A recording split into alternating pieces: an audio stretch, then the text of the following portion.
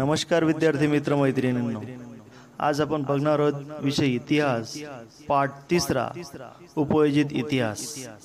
या पाठामध्ये आपण उपयोजित इतिहास म्हणजे काय, उपयोजित इतिहास आणि विविध विषयांमधील संशोधन, उपयोजित इतिहास आणि वर्तमान काळ, सांस्कृतिक आणि नैसर्गिक वारशांचे व्यवस्थापन व संबंधित व्यावसायिक क्षेत्रे या 5 मुद्द्यांना अनुसरून आपण माहिती घेणार आहोत।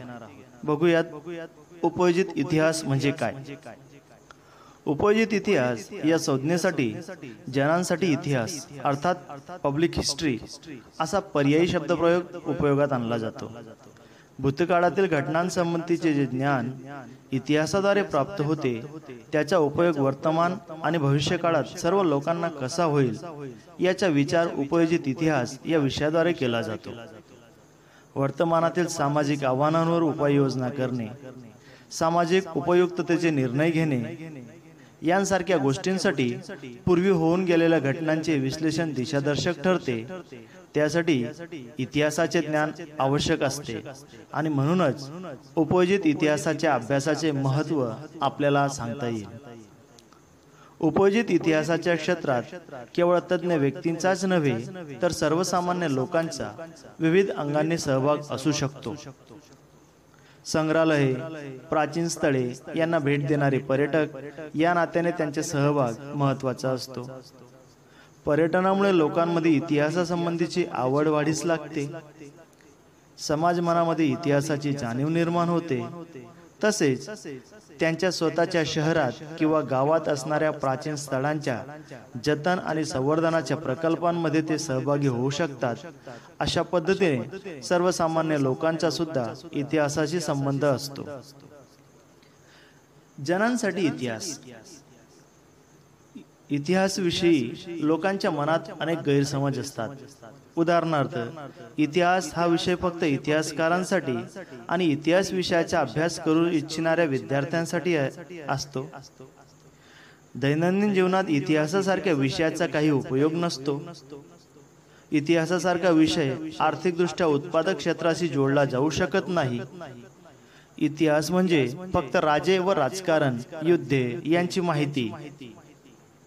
अशा गैरसमजांवर मात करत इतिहासाची नाळ लोकांच्या वर्तमानातील जीवन शरणीशी जोडणारे क्षेत्र म्हणजे जनांसाठी इतिहास होय।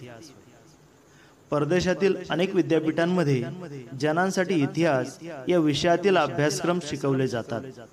भारतात बंगळुरू येथे Srishti institute of art design and technology या संस्थेत सेंटर फॉर पब्लिक हिस्ट्री हा स्वतंत्र विभाग आहे। तिथे या विषयातील प्रकल्प आणि संशोधनाचे काम हाती घेण्यात आलेले आहे। उपयोजित इतिहास आणि विविध विषयांमधील संशोधन।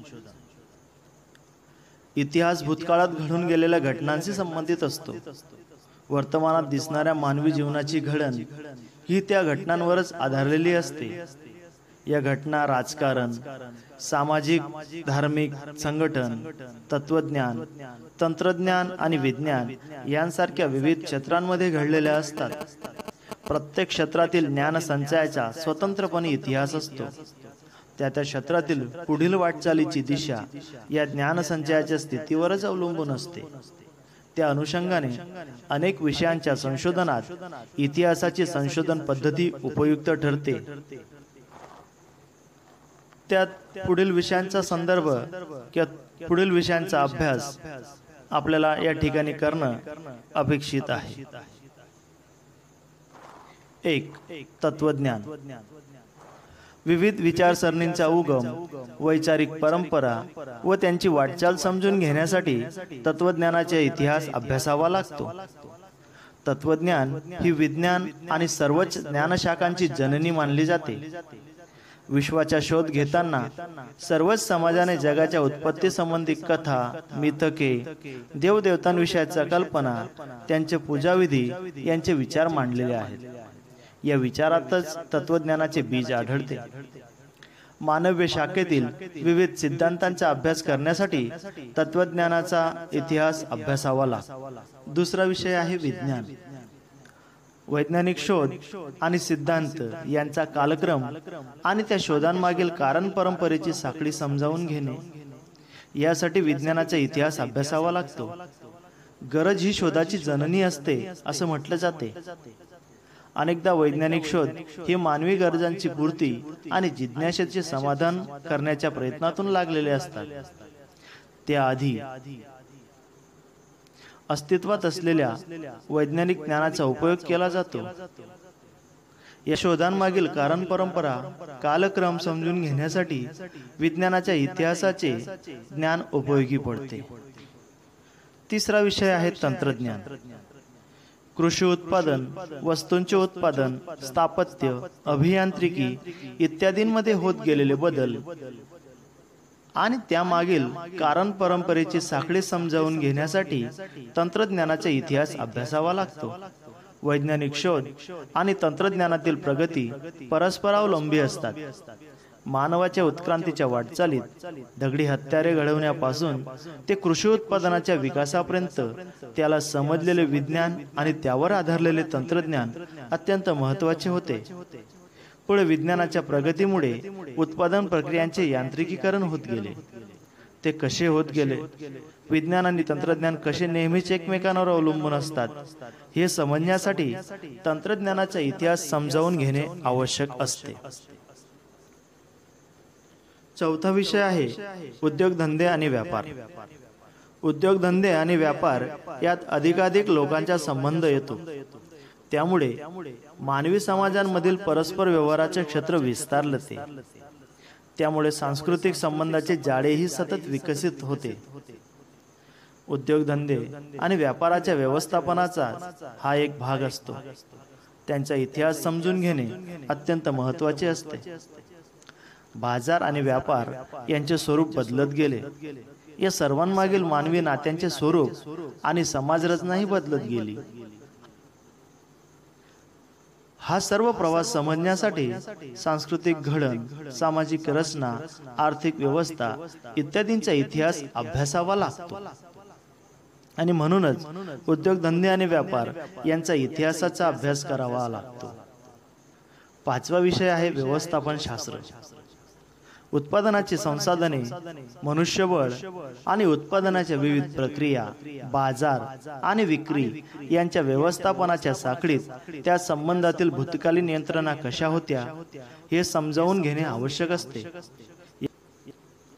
या साखळीत गुंतलेल्या विविध स्तरांवरील लोकांची परंपरागत मानसिकता समजावून घेण्यासाठी या सर्वांचा डोलारा ज्या वेगवेगळ्या सामाजिक आणि आर्थिक संस्थांच्या संघटनांवर अवलंबून असतो, त्यांचा इतिहास समजला तर वर्तमानात आणि विविध पातळ्यांवरील व्यवस्थापन करणे सोपे जाते.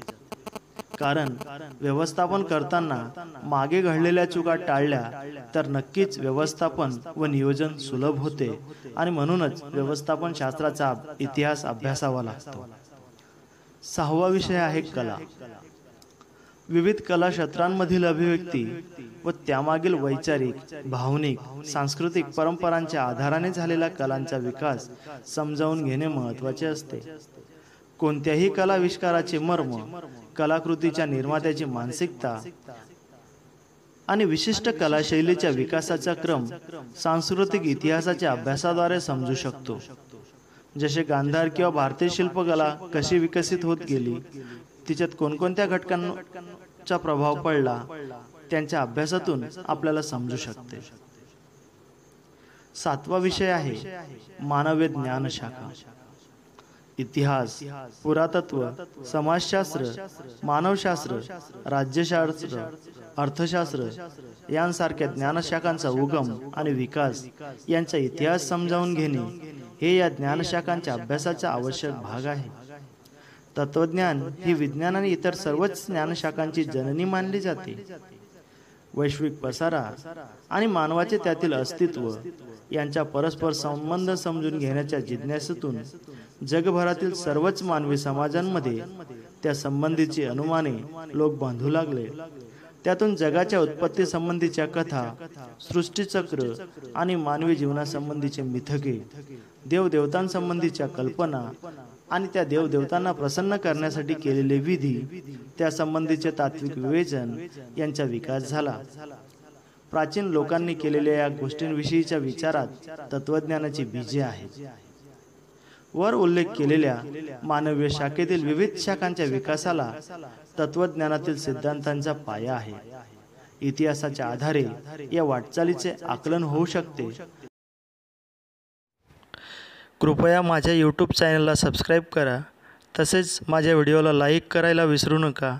त्याचबरोबर आपल्या इतर मित्रमैत्रिणींना माझा व्हिडिओ शेअर करा आणि त्यांनाही माझे यूट्यूब चॅनल सबस्क्राईब करण्यासाठी विनंती करा. धन्यवाद.